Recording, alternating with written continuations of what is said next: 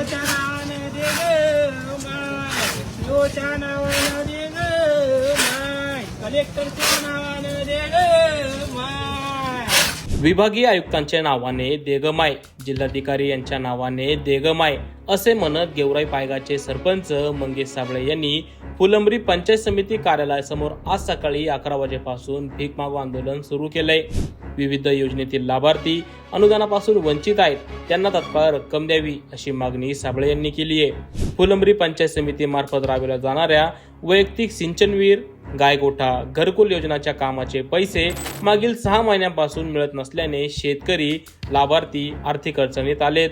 त्यांना तात्काळ पैसे देण्यात यावे अशी मागणी करत सरपंच मंगेश साबळे यांनी गुरुवारी सकाळी 11 वाजेपासून भीक मागो आंदोलन सुरू केलंय.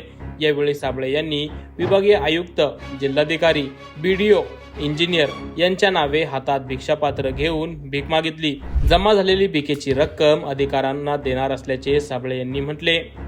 नेहमीच विविध विषयांवर आंदोलन करून चर्चेत राहत असलेल्या मंगेश साबळे यांनी गुरुवारी फाटलेले कपडे घालून, तुटलेली खुर्ची पाठीवर बांधत, हातात भिक्षापात्र घेऊन भिकाऱ्यांचा वेश करून भीक मागितली.